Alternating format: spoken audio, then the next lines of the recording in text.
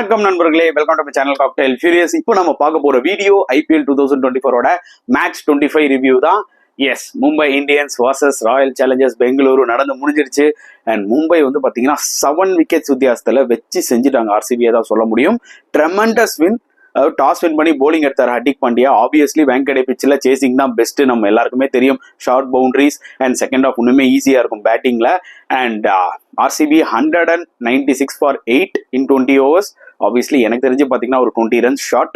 But அந்த டார்கெட்டை மும்பை கிட்டத்தட்ட 7 விக்கெட்ஸ் வித்தியாசத்தில் 15.3 ஓவர்ஸ்ல முடிச்சிட்டாங்கன்னா பார்த்துக்கோங்க. அல்டிமேட் சேஸுங்க, என்னால் வேற எதுவுமே சொல்ல முடியல. எஸ், RCB வந்து பாத்தீங்கன்னா நிறைய சேஞ்சஸ் பண்ணாங்க. நம்ம ப்ரிவியூல என்ன சொன்னோமோ கிட்டத்தட்ட அந்த சேஞ்சஸை கொண்டு வந்தாங்க. But the matter of fact is, சில விஷயங்கள் வந்து மாறினாலும் சில விஷயங்கள் மாற மாட்டேங்குதுன்றதுதான் உண்மையான ஒரு விஷயம். அவங்க பிளேயிங்ல அவன் சேஞ்சஸ் பண்ணாலும் அன்பார்ச்சுனேட்லி அவங்க சேஞ்சஸ் பண்ண அந்த பிளேஸ் யாருமே இன்னைக்கு பெர்ஃபார்ம் பண்ணல. Bad luck. At the same time அவங்க batting mainstay Virat Kohli அவர் அவுட் ஆனார்னு வச்சுக்கோங்க. ஆப்வியஸ்லி இது மிகப்பெரிய ஒரு ஸ்ட்ரகிள் தான் இனிஷியலா அவங்களுக்கு. அதுதான் ஆச்சு. ஃபேஃப் இனிஷியலா டைம் பண்ண ரொம்ப ஸ்ட்ரகிள் பண்ணாரு. புரியுதா உங்களுக்கு? ஸோ அந்த வகையில வந்து பாத்தீங்கன்னா ஓரளவுக்கு கேம் எடுத்துட்டு போய் லாஸ்டா ஒரு 60 odd runs அடிச்சாரு. அதுல எந்த ஒரு டவுட்டும் இல்லை. என்ன நிக்க வேண்டிய ஒரு சுச்சுவேஷன். பட் ரஜத் பட்டிட்டாரோட 50 of 25 ஒரு இம்பர்டஸ் கொடுத்துச்சுங்க RCBக்கு. ஃபைனலி ரஜத் பட்டிட்டார் அடிச்சிட்டாரு. பட் பெரிய விஷயமே என்னன்னு பாத்தீங்கன்னா மேக்ஸ்வெலோட ஃபெயிலியர். வில் ஜாக் சொல்ல வந்தாரு, அவரும் ஃபெயிலியர். That's understandable. முதல் மேட்ச். பட் மேக்ஸ்வெல் இந்த லெவலுக்கு விளையாடுவாரா? அதாவது மனுஷன் ஒரு ரன் கூட அடிக்க மாட்டேங்கிறாரப்பா அப்படின்ற ஒரு நிலைமைக்கு RCB தள்ளப்பட்டாங்கன்னும் போது நிஜமாக கொஞ்சம் பாவமா தான் இருக்கு. பிகாஸ் மேக்ஸ்வெல்ல நம்பி அவ்வளோ இன்வெஸ்ட் பண்ணியிருக்காங்க RCB. அண்ட் 6 மேட்ச் ஆச்சு, முடிஞ்சு போச்சு அவங்களோட கனவே. ஆக்சுவலி பிளே ஆஃப் கனவே. ஏன்னா ஒரு மேட்ச்ல மேக்ஸ்வெல் இறங்கி ஒரு வின் பண்ணி கொடுத்துருந்தாருன்னா கூட இன்னைக்கு ஒரு 4 பாயிண்ட்ல இருந்திருப்பாங்க. 4 points போது ஒரு ஹோப் இருந்திருக்கும். பட் RCBயோட சிச்சுவேஷன் இவ்வளோ ஒஸ்டா போகும்னு எதிர்பார்க்கவே இல்லை. And yes, at least certain positives இருந்துச்சு. முதல்ல அதை நம்ம பேசுவோம். லைக் ஃபேஃப் ஓரளவுக்கு 60 அடிச்சாரு. Rajat Patidar coming in to form. That was a good innings. 50 of 25 சூப்பரா விளாண்டாரு. ஆக்சுவலா இந்த வே அவர் வந்து ஸ்ரேயாஸ் கோபால் அட்டாக் பண்ணது வந்து பாத்தீங்கன்னா சூப்பரா இருந்தது. At the same time Hardik பாண்டியாவும் இந்த மாதிரி கவுண்டர் பஞ்ச் தான் கொடுத்தாரு. அண்ட் மும்பை பொறுத்த வரைக்கும் ஒரே ஒரு சேஞ்ச் பண்ணாங்க. நம்ம குமார் கார்த்திகே எடுத்துட்டு வருவாங்களான்ற மாதிரி டிஸ்கஸ் பண்ணோம். But they have brought in Shreyas Gopal, which was good move. ஏன்னா அவர் தான் மேக்ஸ்வெல் விக்கெட் எடுத்தார் ராங் ஒன் போட்டு. ஸோ அதான் ஒரு மேட்ச் வினிங் விக்கெட் தான் சொல்ல முடியும். மேட்ச் சேஞ்சிங் மூமெண்ட்னு சொல்லலாம். புரியுதா உங்களுக்கு? ஸோ அந்த வகையில் வந்து பார்த்தீங்கன்னா லைக் இந்த எண்ட் ரஜத் பட்டிட்டார் 50 of 25 அடிச்சுட்டு அவுட் ஆயிட்டாரு. பட் இந்த எண்ட் தினேஷ் கார்த்திக் ஒரு விளாண்டாருங்க ஒரு இன்னிங்ஸ். 23 balls 53 ஏதோ. ஐயோ, அல்டிமேட்டுங்க. DK இதுதான் கடைசி வருஷம் RCBக்கு விளையாட போறது. ஆனா இந்த சீசன்ல கிட்டத்தட்ட ஒரு 3 மேட்ச் ஆடிட்டாருங்க. ஒரு மேட்ச் வினிங் இன்னிங்ஸ். அதாவது மேட்சை வின் பண்ண முடியல அவ்வளவு சொல்ல முடியும். தவிர அந்த ஒரு பர்டிகுலர் செஷனுக்கு அவர் எவனால என்ன முடியுமோ அதை ஆக்சுவலா அடிச்சு கொடுத்துருக்காருன்னு தான் சொல்ல முடியும். நிஜமாவே feel happy for DK. But unfortunately game தான் வின் பண்ண மாட்டேங்கிறாங்க RCB. நேற்று DK அடிக்கலன்னா ஒண்ணுமே இருக்காது ஸ்கோர். புரியுதா உங்களுக்கு? வேற MI எடுத்துக்கிட்டீங்கன்னா பூம் பூம் பும்ரா. ஐயோ, வாய்ப்பே கிடையாதுங்க. என்னங்க மனுஷனா? அதாவது லிட்டரலி மேட்ச் டு மேட்ச் இன்ஜுரிக்கு அப்புறம் பும்ரா வந்தாரு பாத்தீங்களா? இஸ் a different beastங்க. After injury is looking literally a different beast. India versus England test சீரீஸ்லேயே நம்ம பார்த்தோம். அல்டிமேட்டா போட்டாரு. Is look supreme fit. புரியுதா உங்களுக்கு? ஸோ T20 வேர்ல்ட் கப் போகும்போது வந்து பாத்தீங்கன்னா Jasprit Bumrah will be a vital cog இந்த பிளேயிங் 11. அதுல பேச்சே கிடையாது. அவரை நம்பி தான் இந்தியா இருக்காங்க. ஏன்னா வேற ஃபாஸ்ட் பவுலர்ஸ் யாருன்னு பாத்தீங்கன்னா பெருசா ஒண்ணுமே இல்லை ஸ்டாக்ல. ஏன்னா ஷமி இன்ஜூர்டு, சிராஜ பொழகிறாங்க, Arshdeep Singh to some extent. But apart from தான் நம்ம கிட்ட எதுவுமே இல்லை. தேர்ட் சீமரா ஹர்திக் பாண்டியா தான் இருப்பாரு போல இருக்கு. ஸோ அந்த லெவல்ல ஆக்சுவலா இருக்கு. So Bumrah is such a key player. And 4 overs 21 runs 5 wickets. இந்த விக்கெட்ல ஐயோ வாய்ப்பே கிடையாதுங்க. லிட்ரலி அவர் போடுற எல்லா பாலுமே விக்கெட் எடுப்பாரோ அந்த மாதிரிதான் இருக்கு. ஸோ லுக், நான் வந்து பார்த்துருக்கேன் 50 overs கிரிக்கெட்ல பார்த்துருக்கேன், டெஸ்ட் கிரிக்கெட்ல அதிகமாக பார்த்துருக்கேன் ஒரு போலர் எவ்வளோ இன்டிமிடேட்டிங்கா இருப்பாங்கன்ட்டு. பட் ஒரு T20 கிரிக்கெட், ஒரு IPLல இப்படி மேட்ச் டு மேட்சா வந்து பாத்தீங்கன்னா பயமுத்துற மாதிரி ஒரு போலரை நான் பார்த்ததே கிடையாதுங்க.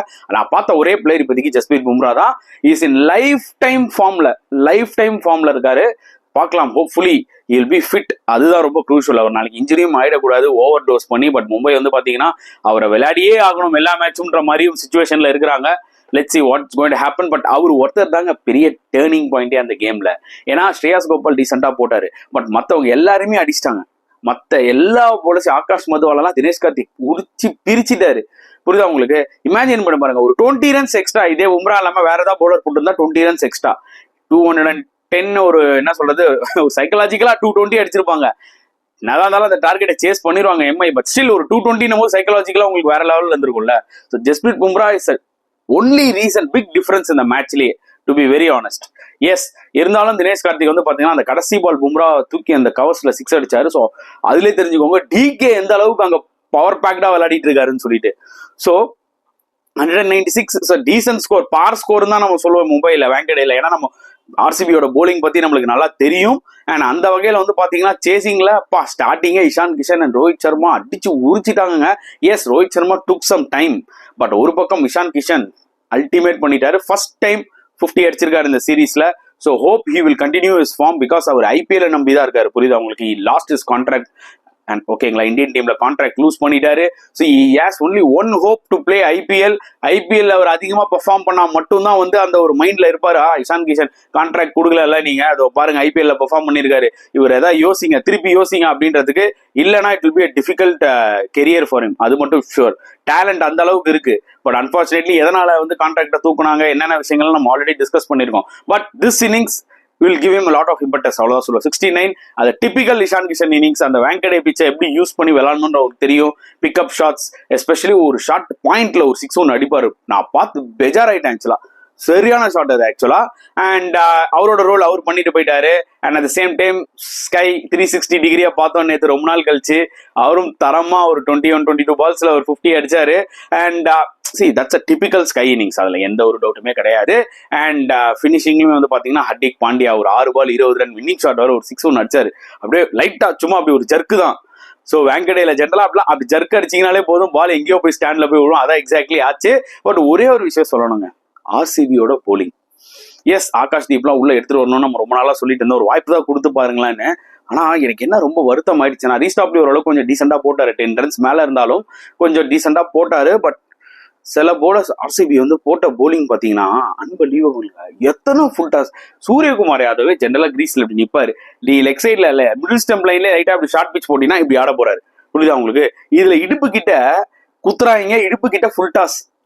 ஆகாஷ் தீப் முதல் மேட்ச் அடி வாங்கிட்டாரு, 15க்கு மேல எக்கனாமி ரேட். முகமது சிராஜ் என்ன சொல்லுவீங்க? ஃபர்ஸ்டே உரிச்சிட்டாரு கிஷன். எக்ஸ்பீரியன்ஸ் போலர் முகமது சிராஜ், அதாவது பும்ராக்கு அப்புறம் சிராஜ் தாங்க அப்படின்ற மாதிரி நம்ம நினைச்சிட்டு இருந்தோம். ஏன்னா ஷமி இன்ஜூர்டு.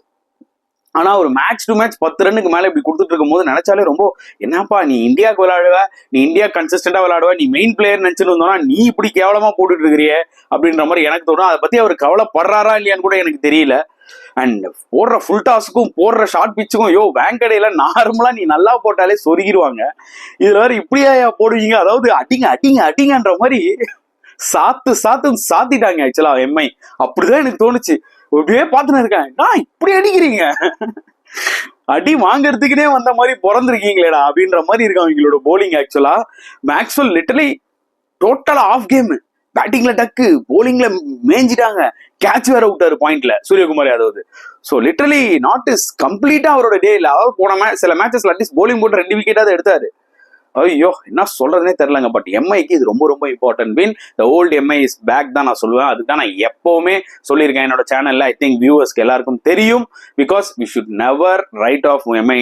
பிகாஸ் அவங்க என்னைக்குமே ட்ராக் ரெக்கார்ட் எடுத்து பாருங்க, they are slow starters, they have a good team. புரியுதா உங்களுக்கு? என்னைக்குமே நல்ல டீம் சம்டைம்ஸ் தோப்பாங்க, பட் இமிடியேட்டா கம்பேக் ஆவாங்க. So it's not going to be easy for other teams hereafter. ஸோ நிஜமாவே வந்து பாத்தீங்கன்னா பாயிண்ட்ஸ் டேபிள் இப்போ திருப்பியும் களை கட்டது. எனக்கு தெரிஞ்சு RCB and DC are too low. I think இதுக்கு மேல அவங்க எழும்பவே முடியாது, ரொம்பவே கஷ்டம். ஆர்சிபி வர்சஸ் டிசின்னு ஒரு மேட்ச் ஒன்று நடந்தாதான் அதுல ஒரு வின்னர் அப்படின்னு சொல்லி ஒரு பாயிண்ட் மேல போக முடியும். அது இல்லாத வரைக்கும் எனக்கு தெரிஞ்சு வந்து பாத்தீங்கன்னா it's difficult for them to claim up. So அதுதான் சொல்ல முடியும். அண்ட் ஆப்வியஸ்லி மும்பை வின் பண்ணோன்னே என்விரான்மெண்ட்டே மாறுது, கொஞ்சம் கொஞ்சமா மாறுது. அந்த ஹேட்ரட் ஆஃப் ஹர்திக் பாண்டியா, பூஸ், இது எல்லாமே இப்போ கொஞ்சம் நேரத்தில் மாறும். நான் அதை தான் சொல்ல வந்தேன். 3 மேட்ச் தோக்கும் போது நான் தான் சொன்னேன், 2 மேட்ச் தொடர்ந்து எம்ஐ வின் பண்ணா சிச்சுவேஷனே மாறும் பாருங்க. நான் நிறைய சொன்னேன், நேற்று லைவ்லயும் நிறைய பேர் அதை அக்செப்ட் பண்ணிக்கிட்டாங்க. பிகாஸ் நம்ம பல வருஷமா மேட்ச் பார்க்குறோம், நிறைய ட்விஸ்ட் அண்ட் டர்ன்ஸ் பார்த்துருக்கோம். ஸோ அந்த வகையில ஒரு 5 டைம்ஸ் சாம்பியன், அது எம்ஐயா இருக்கட்டும் சிஎஸ்கேவா இருக்கட்டும், நெவர் ரைட் ஆஃப்ன்றதான் என்னோட ஒரு பாயிண்ட் ஆஃப் வியூ. ஸோ இப்போ நம்ம அவார்ட் செக்ஷனுக்குள்ள போலாம் வாங்க. கெத் பேட்ஸ்மேன் ஆஃப் த மேட்ச். இதுல நிறைய பேர் பெர்ஃபார்ம் பண்ணியிருக்காங்க. ஆனா நான் ஒரு பிளேயருக்கு கொடுக்கணும்னு ஆசைப்படுறேன். யார் தெரியுமா? தினேஷ் கார்த்திக். ஏன்னா he played the tough bowlers. Especially last ball பும்ராவை தூக்கி 6 விட்டாரு பாத்தீங்களா கவர்ஸ்ல, நிஜமாவே செம்மையா இருந்தது. வேற ஆர்சிபி ஒரு போலிங் கன்றாவியா இருந்தது. ஸோ எந்த பேட்ஸ்மேன் இறங்கினாலும் அடிக்கிற மாதிரி தான் இருந்தாங்க.